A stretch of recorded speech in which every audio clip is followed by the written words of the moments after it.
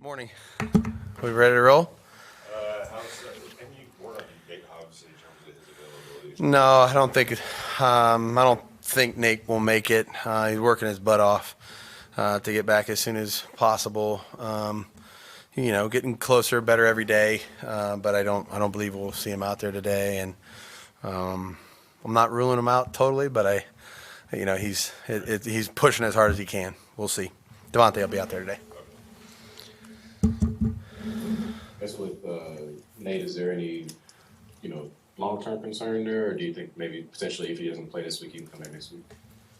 I'm not overly, like I said, he's getting close. Or I don't want to, I'm not a doctor, but getting closer, better. And what did you think of? I know Amik. I think it looked like Amik Robertson kind of stepped in and nickel. Yep. Last game. How did you think? Yep. Amik's learned a lot of roles, because he plays he's backing up a lot of different spots and all the rest of it, which is not easy to do. Went in there and he did, aggressive, tackled, covered, I have a lot of confidence in Amik. I think our team does too. So, we'll see how it all shakes out relative to that whole, the role he'll end up fitting in this week and the things we may need from him. But he's always ready to go and went in and did his job. Long also played pretty well in that game. What are your thoughts on? Yeah, David's pro, and good cover guy, smart.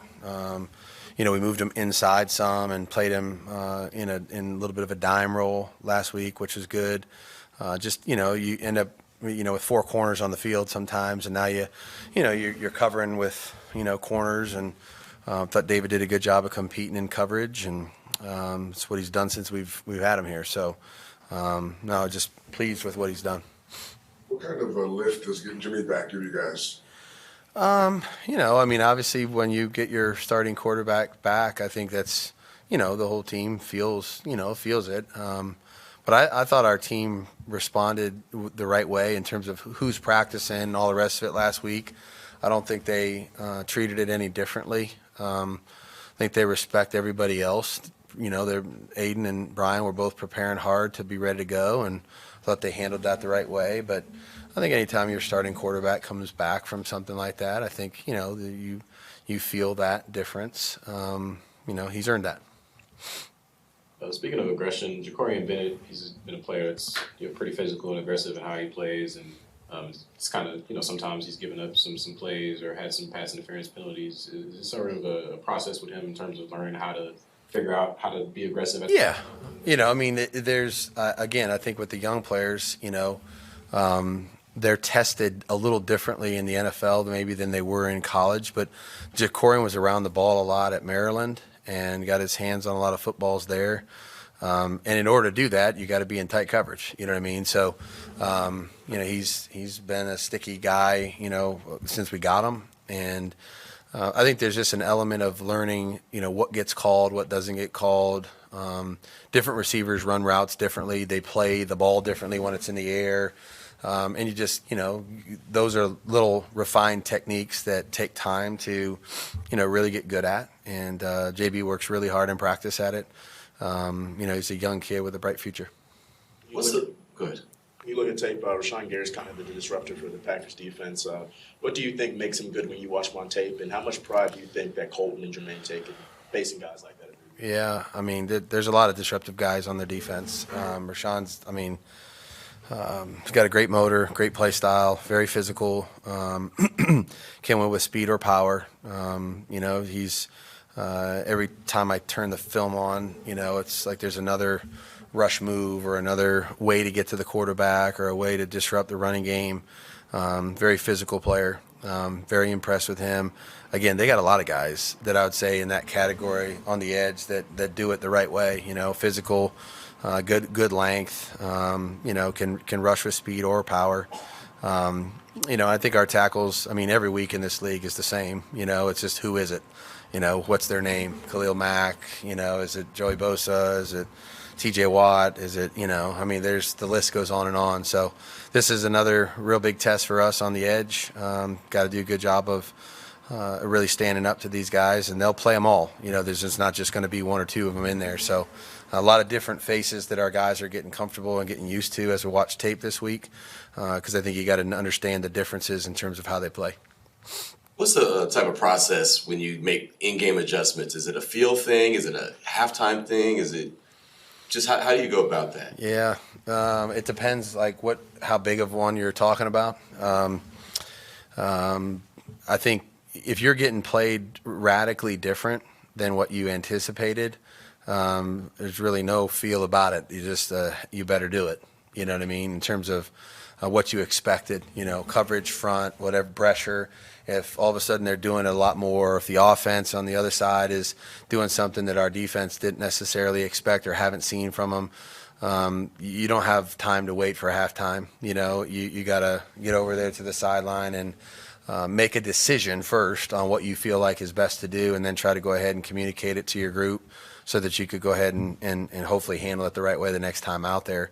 I think there's definitely a feel element of if it's not a schematic issue, but your team needs something a little bit different, stagnant or what have you, not enough of this to create momentum, then I think maybe you just, there's a feel element to that, where you just, make a decision and a choice and say, hey, we're going to do this, whether that's no huddle or we're going to throw it more, run it more. There's a lot of different ways to look at it. I think you just have to look at what you're doing well, and then try to make a decision. But I've never really felt like you have to wait for something, because if you wait for some specific meeting that you have, sometimes it's too long, and it's too late. So try to make them as best we can, as quickly as possible. Halftime is always an opportunity to have a productive meeting, and just kind of restart yourself for the next half and decide what you want to do and explain to the guys where we're at in the game, what's happened so far,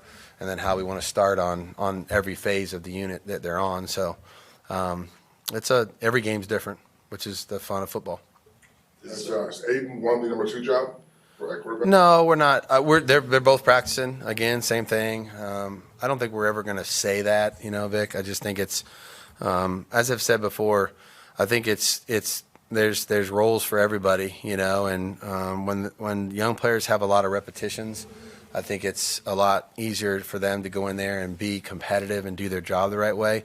When there's very few or a lot less, I think you just got to make smart decisions and put your team in the right spot, as best you can. What more do you need to see out of Tyree at this stage, Josh? I think there's improvement every week, no question. It was a little, there was the very beginning, we were a little slow off the ball, and there was a delay there. I think he's really worked hard at that. I think he's getting much more comfortable, I'd say, with everything that he's doing. Now he's practicing at full pace, full tempo, full speed. He's taking a normal amount of practice repetitions. It's not a tapered in kind of thing. So I think that's a big thing also. Certainly, I think what everybody's, hoping, waiting, excited to see at some point are maybe some more impactful plays. You hit the quarterback, you sack the quarterback, you create some turnovers, which I think those will come in time. I mean, he's obviously a disruptive kind of a guy, but thought he made some really good plays last week, at the line of scrimmage. I thought he was really physical. He's starting to use his length and understand how he needs to play different pass protectors. But his role is being able to expand because he's able to practice longer, harder, at the right tempo. So we knew this would be a little bit of a process because there was such a delay in him starting.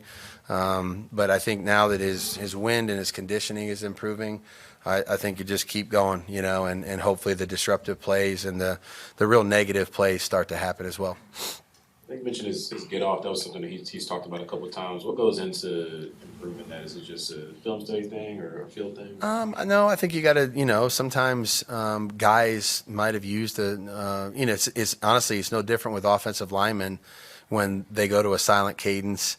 In the NFL, there's got to be an ability to kind of feel the football move and go, or you got to stare in at it and trust that, what's in front of you, isn't going to necessarily change dramatically. And then you got to, be able to get your head and eyes up to the man. So just, you know, he's got to see the ball. You know what I mean? Obviously, all defensive linemen, that's what they go off of. So it's not a noise thing. It's not a cadence thing. You can't afford to do that in our league because the quarterbacks change it too much. So I think he's learned from that and improved that and needs to continue to do that. But the defensive linemen work on it every day. I think it's just different when you get into a game and you feel it for the first time. Good. All right. Good to go? Okay, thank you.